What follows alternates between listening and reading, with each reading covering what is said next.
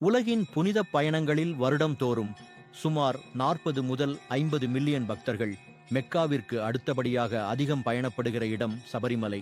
சைவம் மற்றும் வைணவ பிரிவுகளின் ஒற்றுமை உருவமாக பார்க்கப்படுகிற புண்ணிய கோவில் சபரிமலை. மதுரையிலிருந்து தன் சொந்த அமைச்சர்களால் உயிருக்கு ஆபத்து என கருதி சென்ற ராஜசேகர பாண்டியன் திருவிதாங்கூர் மன்னனால் உதவப்பட்டு பந்தள தேசத்து மன்னனாக ஆட்சி செய்தான். அவனின் வளர்ப்பு மகனே ஐயப்பன்.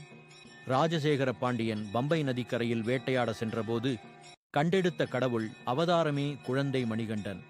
12 வயது வரை மணிகண்டன் மனித உருவமாக வளர்ந்து தன் அவதார நோக்கம் முடிந்தவுடன் தியானம் செய்ய சென்ற இடமே இன்றைய சபரிமலை.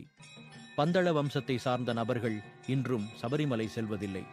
தன் தந்தை ராஜசேகர பாண்டியன் சபரிமலை வந்தால் ஐயப்பன் எங்கு எழுந்து விடுவாரையா என்று அவர் கால்கள் கட்டப்பட்டிருக்கின்றன. அதனால்தான் அந்த ஐதீகம் இன்றும் கடைபிடிக்கப்படுகிறது. பந்தள மன்னர் ராஜசேகர பாண்டியன் தன் வளர்ப்பு குழந்தை ஐயப்பனுக்காக செய்ததே திருவாபரண பெட்டி.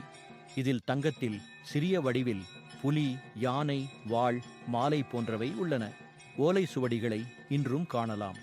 ராஜசேகர பாண்டியன் தன் மனைவி தலைவலி என்று சொல்லி புலியின் பாலை அடர்ந்த காற்றிற்குள் ஐயப்பனை கொண்டு வர சொன்னபோது 2 முடிச்சுகளில் பாதுகாப்பிற்கு தேவையான பொருட்களை கொடுத்து அனுப்பியதே இன்று இருமுடியாக ஐயப்ப பக்தர்கள் பின்பற்றுகின்றனர்.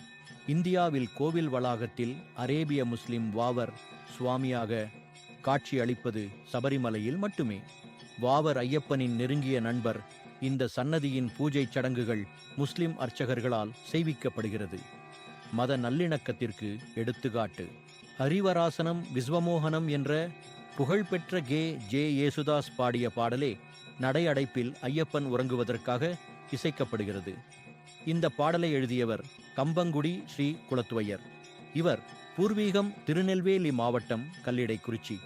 Memoir of the survey of Travancore and Cochin states என்ற 1894 ஆங்கிலேயர் ஒருவரால் எழுதப்பட்ட புத்தகத்தில் சபரிமலைக்கு செல்வோர் அப்போதே ஆண்டுதோறும் 15,000 என்று குறிப்பிட்டிருக்கிறார். அப்போதைய மக்கள் தொகை தென் இந்தியாவில் 5 கோடிக்கும் கீழ். பரசுராமரால் பிரதிஷ்டை செய்யப்பட்ட ஐயப்பன் சிலை 1950 தீ விபத்தில் சேதம் அடைந்தது. இன்று அந்த சிலை உருக்கப்பட்டு கோவில் மணியாக கொடிமரம் அருகே காட்சியளிக்கிறது. தீ விபத்தை தொடர்ந்து சிலையை யார் செய்ய வேண்டும் என்ற தேவபிரசன்ன குடவோலை முறைப்படி ஐயப்பன் சந்நிதியில் சீட்டு போட்டு பார்க்கப்பட்டது. அதில் மதுரை நவாப் ராஜமாணிக்கம் பிள்ளையும் டி ராஜனும் என்று பெயர்கள் வந்தன.